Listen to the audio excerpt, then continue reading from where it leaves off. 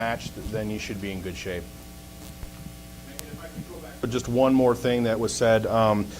I think it's probably reasonable to look at and expect that over time there's going to be the ability to mine data from all the visits, right? So if there are anomalies within a specific provider agency, they have an exceptionally large percentage of exceptions, or things don't seem right. You know, we know Medicare and CMS is already doing this, right? Pepper reports, people are getting flagged, you know, they're going after them, and they kick the doors in with the SWAT team and all that good stuff and do their thing. I think it's reasonable to expect that in some time, the Department of Medicaid is going to be able to mine data and start determining, okay, this is what's appropriate. Now, hopefully during that time, we'll be able to have conversations about what it is you're finding, and we can report that back to say, hey, if you're in an upper percentage and this percentage, then you're not doing something correct. We'll give you the benefit of the doubt, but you're going to need to make some changes to your system to make sure that you're not going to get flagged. So just wanted to add that point. Okay. When a caregiver calls and say, we forgot to clock in, but they've been there a half an hour earlier, they're just letting us know, can we go back and adjust those times? So I would suggest you tell them to log in when they realize they're late or they forgot, and then you can manually edit the start time. Mm-hmm. Sandata's system will use the edited time to calculate units. Okay. Wait. We've only got a few more minutes. We have to have some time with our vendors here. So. And I'll be here till about 4 if you just want to come ask me a question. And Christy will be here too. She's smarter than me about all this. Okay, we just wanted to verify on the written verification. I'm right here in the front. Oh, Front. Here I am. When Beth kneels, I'm looking for the green shirt. No making fun, Joe. I won't come back. So you're saying on the manual entries, the written verification, the flow sheet will suffice as that written verification is what you're saying? Whatever documentation the rule requires today. Okay.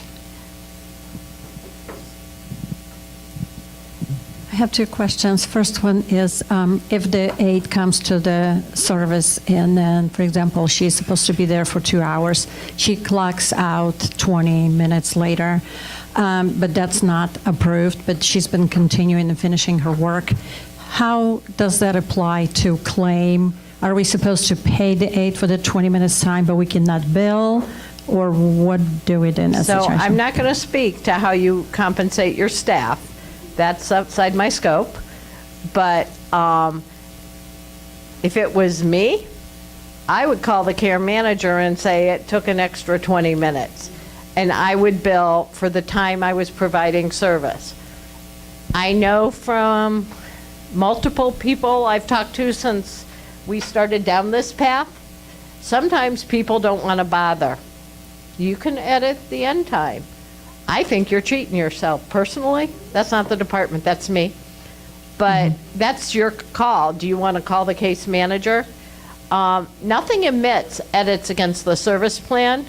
That's going to be that's going to be an after the fact kind of issue you're going to have to resolve if you don't talk to the care manager at the time. Okay. And my second question is if the patient cannot speak or sign, how the EVV system does not have the option to get out of the system? It does.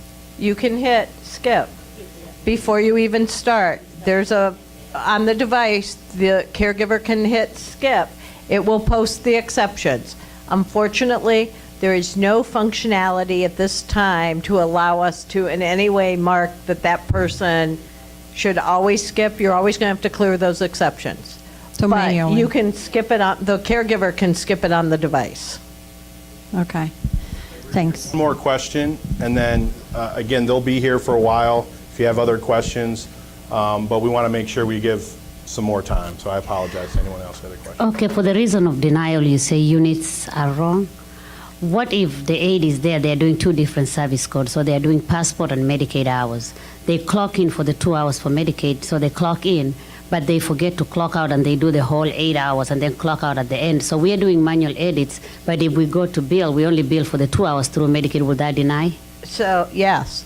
So you will need to go in and manually edit the end time in that situation to be the time Okay. the service code that you're billing to Medicaid ends. Okay. And then it will match. And what if an employee overstays their time? So they're going in for 2 hours, but they are leaving with the patient. So they do the 2 hours, they are done, and they remember like 30 minutes later, and they still clock out.